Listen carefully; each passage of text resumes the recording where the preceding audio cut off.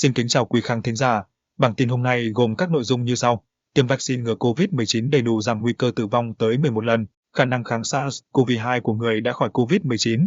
Mỹ sẵn sàng tiêm liều vaccine COVID-19 bổ sung trước khi qua đời. Sao mạng Mỹ hối hận vì chưa tiêm vaccine?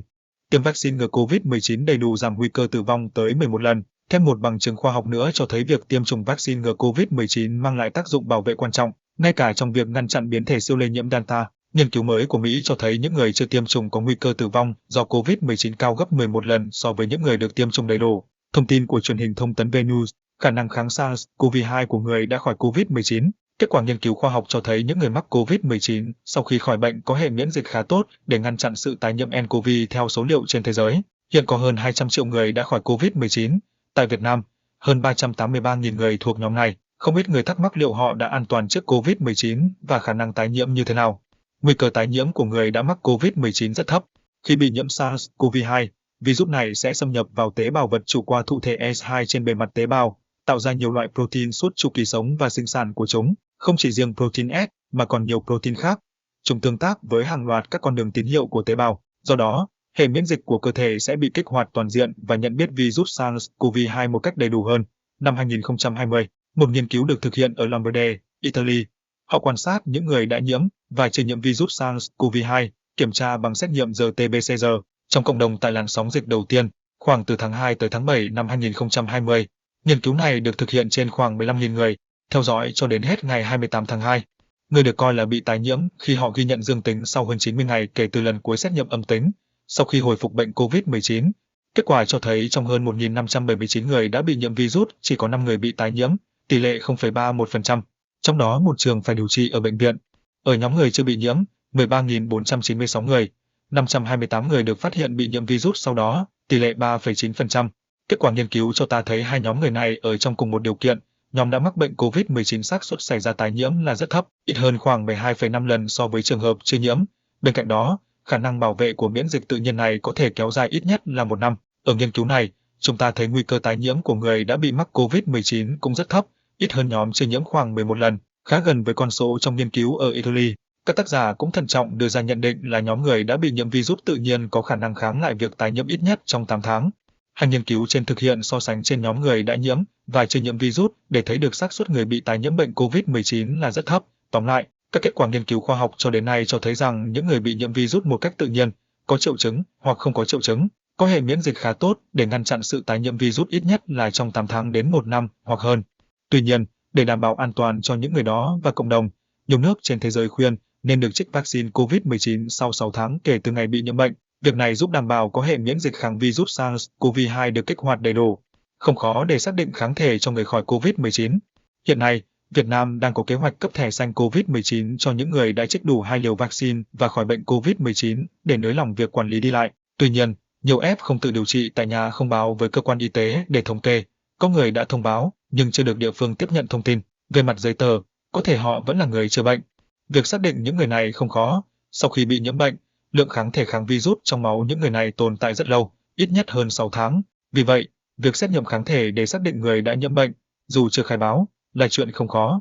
Người dân chỉ cần đo lượng kháng thể kháng protein S, họ không cần làm xét nghiệm trung hòa virus.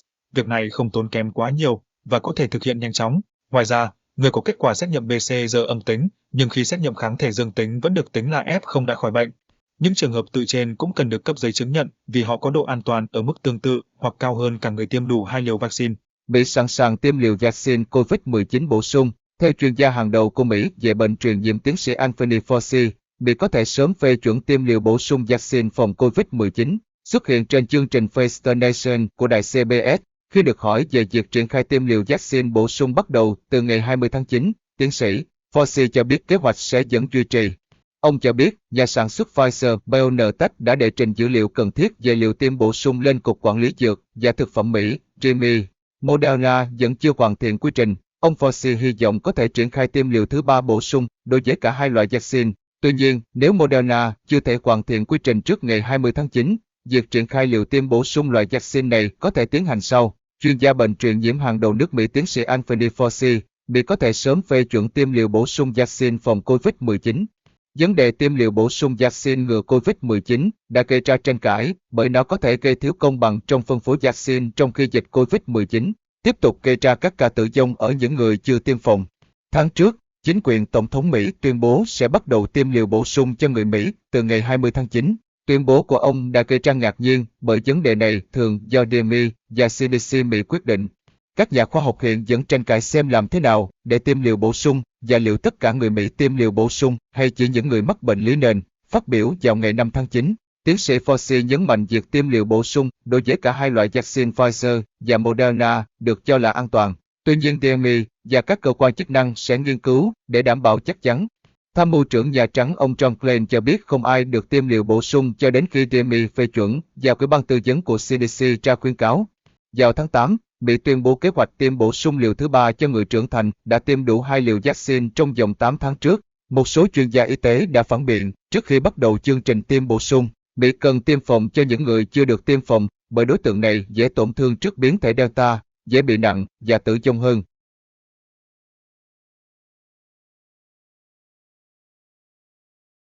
Trước khi qua đời, sao mạng Mỹ hối hận vì chưa tiêm vaccine. Trong video cuối cùng, sao mạng Megan Alexandra Blankenanburly, Florida, Mỹ, đã khuyên gần 20.000 người theo dõi cô đi tiêm vaccine COVID-19 ngay khi có thể. Theo BNTS News, tôi không còn nhiều năng lượng để trò chuyện nữa nên sẽ cố gắng nói nhanh.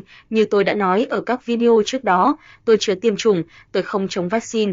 Tôi chỉ đang cố gắng chờ xem thêm một số nghiên cứu nữa, Megan chia sẻ từ giường bệnh. Đáng lẽ ra, tôi không nên chờ đợi. Nếu bạn đã chắc chắn khoảng 70% sẽ tiêm vaccine, hãy tiêm đi, bởi hy vọng rằng nếu đã tiêm chủng, bạn sẽ không rơi vào hoàn cảnh như tôi lúc này. Nữ bệnh nhân chật vật lấy hơi để nói tiếp. Video của Megan được đăng vào ngày 15 tháng 8, hơn một tuần trước khi cô qua đời, và thu về gần 1 triệu lượt xem. Em gái Christina Blankenanburly đã xác nhận cái chết của cô trong một bài đăng trên mạng xã hội. Cảm ơn các bạn đã cầu nguyện cho gia đình tôi rất buồn và đau lòng khi chia sẻ rằng ngày hôm nay, chị gái tôi đã được gọi về thiên đàng. Megan là một người tốt bụng, sẵn sàng cho đi mọi thứ tới những ai cần chúng. Chị ấy là ánh sáng cho tất cả người xung quanh và mang lại niềm vui tới bất kỳ ai cô ấy gặp. Trích bài đăng của Christina ngày 24 tháng 8. Trao đổi với BNTS News, Christina cho biết từ đầu tháng 8, cả gia đình cô, bao gồm mẹ và các chị em gái, đã đặt lịch tiêm chủng.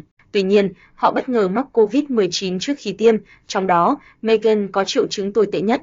Megan, 31 tuổi, thu hút người xem nhờ sự tự tin, tích cực của mình. Cô thường xuyên chia sẻ các video vui nhộn về cuộc sống thường ngày. Khi đang ở bệnh viện điều trị COVID-19, Megan xúc động ghi lại tiếng gào khóc của những gia đình mất đi người thân. Video này đã thu hút 5,4 triệu lượt xem và tác động mạnh tới những người chưa tiêm vaccine.